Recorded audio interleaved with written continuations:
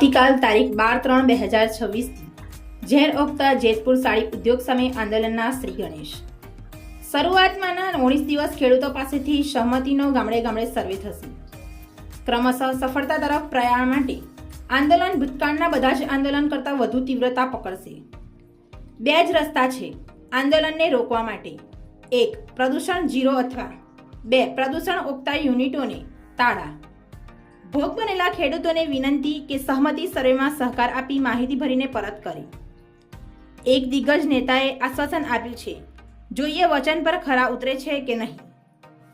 આ લડત 3 નદીઓ હોકળાઓ 3 જિલ્લાના અસ્તિત્વ માટે છે। આવો સૌ સાથે મળીને વતનનું જતન કરીએ। કંપનીઓના 5 રૂપિયાના નફા માટે ખેડૂતોની 50 પેઢી ખતમ નહીં થવા દઈએ। કરસન બાપુ ભાદરકા, જિલ્લા બ્યુરો રિપોર્ટર સદરુ બેલિંગ દ્વારા। આજે 11 માર્ચ 2026 ગઈ 27 ફેબ્રુઆરી 2026 ના રોજ જેતપુર સાડી ઉદ્યોગ, રાક્ષસ ઉદ્યોગ, જેતપુર અને એની આસપાસના ઉદ્યોગો જે કેમિકલ વાળું પાણી, લાલ પાણી, ઝેર ઓકે છે અને એને લીધે ઉબેણ, ઓજત, ભાદર 3 નદી, વોકળા, રાજકોટ, જુનાગઢ, પોરબંદર 3 જિલ્લા ની જે જમીનની હાલત થઈ, જે ખેડૂતોની હાલત થઈ, જે પીવાનું પાણી, રોગ, પશુપાલન, ઇન્ફર્ટિલિટી, સત્યાનાશની આપણે વાત કરી હતી ને, એ લોકોને આપણે ડેડલાઇન આપી હતી 11 માર્ચ 2026 જે આજે પૂર્ણ થાય છે। આવતીકાલથી આંદોલનનો પ્રારંભ કરવાનો છે અને એ પહેલા કહું કે આપણી મુદત પૂરી થાય એ પહેલા એક દિગ્ગજ નેતાનો મને કોલ આવ્યો હતો। કમિટમેન્ટ કરેલું છે એટલે અત્યારે નામ નથી આપતો, પણ કમિટમેન્ટ તોડશે તો હું પણ કમિટમેન્ટ તોડીશ અને એનું નામ ડિક્લેર કરીશ। એમણે મને વિનંતી કરી છે કે બાપુ જેટલા વર્ષ વિસ્તારે સહન કર્યું છે એટલા દિવસ અમને આપો, અમે કંઈક કરીએ। એટલે મેં કહ્યું કઈ રીતે, તો એ કે 35-40 વર્ષથી આ બધું ભોગવવામાં આવે છે, બીજા 35-40 દિવસ મને આપો। એટલે મેં સ્પષ્ટ ના પાડી। મેં એવું કહ્યું કે વધુમાં વધુ સીધી આંગળીએ નીકળતું હોય અને તમારી આંખ ખુલતી હોય અને આ રાક્ષસી પ્રદૂષણથી જો રાહત મળતી હોય તો વધુમાં વધુ બીજા 19 દિવસ આપ્યા। 1 એપ્રિલથી અમે તીવ્રતાવાળું આંદોલન કરીશું, પણ 1 એપ્રિલ સુધી પણ આપણે શાંત રહેવાનું નથી। 1 કલાક પણ હવે સહન કરવાનું થતું નથી। મેં એક ફોર્મની ફોર્મેટ બનાવી છે। એ ફોર્મેટ એક ગામમાં એક ઘરે પહોંચી જશે। એ ફોર્મેટ વાંચજો, એમાં 2-3 માહિતી તમારે ભરવાની છે।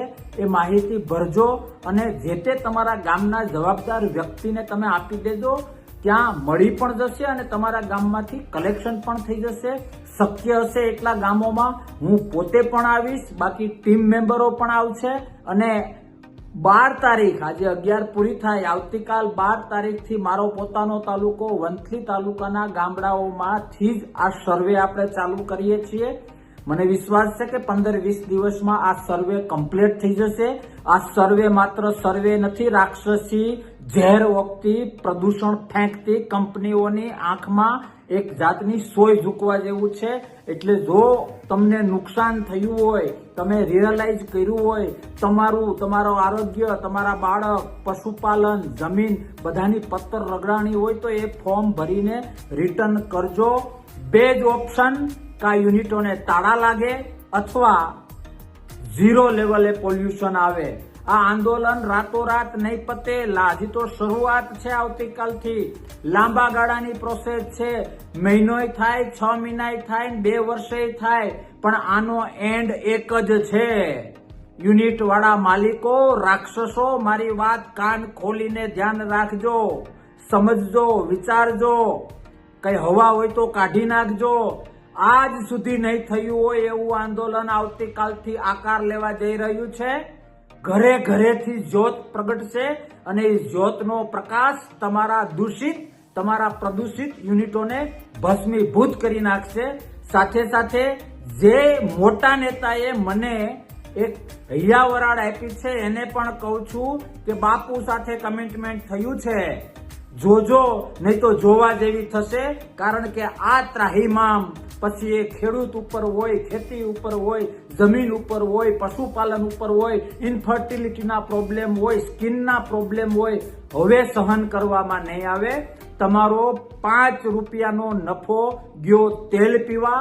તમારા 5 રૂપિયાના નફા માટે અમે અમારી 5 પેઢી 50 પેઢી બરબાદ કરવા નથી માંગતા. આવો ખેડૂતની એ ખમીરતાને જગાડીએ, લડીએ, ખેતીનું રક્ષણ કરીએ, આપણા ગામને, આપણા વિસ્તારને, આપણા 3 જિલ્લાઓને, આપણી નદીઓને લોકશાહી ઢબે તીવ્રતા સાથે લડીને પ્રદૂષિત જે લોકો કરે છે એ લોકોના દાંત ખાટા કરીને પ્રદૂષણથી મુક્ત થઈએ. જય હિન્દ, ભારત માતા કી જય, જય જવાન, જય કિસાન.